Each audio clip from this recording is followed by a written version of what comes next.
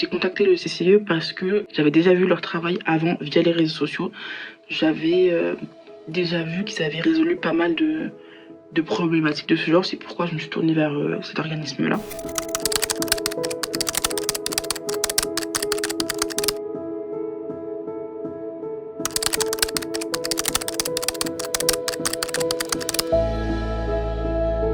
Une clause du règlement intérieur mentionne que tout élève doit rentrer dans l'établissement TechNu, sans quoi il ne pourrait pas accéder à l'établissement. Ce que je savais et que j'ai signé. Donc naturellement, moi quand je me suis voilée et que j'ai commencé à aller en cours, je retire mon voile en arrivant à l'école.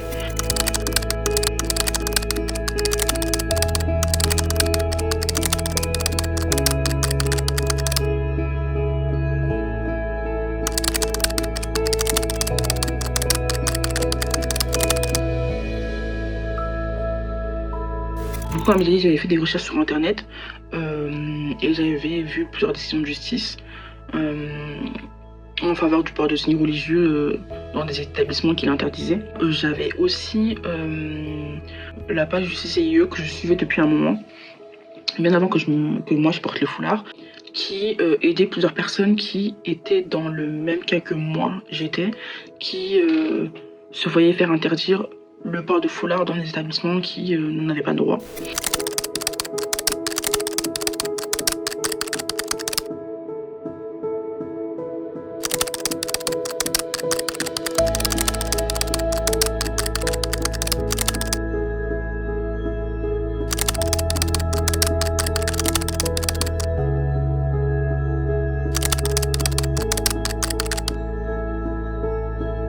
Ils ont envoyé un courrier à mon entreprise, sachant que moi je suis alternante.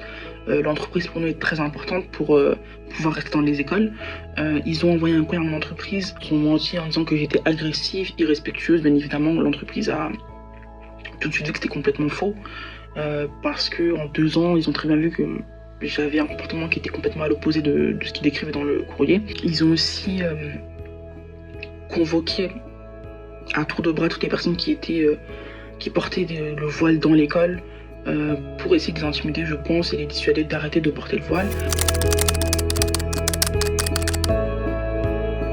L'affaire a été résolue via des courriers et via des entrevues avec l'administration. Ça s'est fini, je m'en suis tirée à bon compte. J'ai pu terminer ma scolarité avec le port de mon foulard. J'ai pu aller en cours à peu près tranquillement.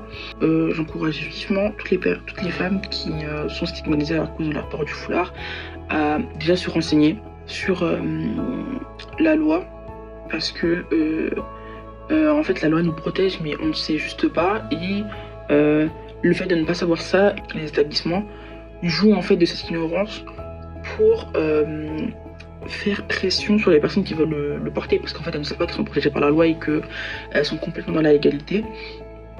Je les encourage aussi à contacter des institutions et des autorités compétentes qui ont déjà fait face à ce genre de problème-là, comme le CCIE ou tout autre organisme, avocat, juriste, pour les accompagner dans leur démarche et bénéficier de conseils de personnes qualifiées.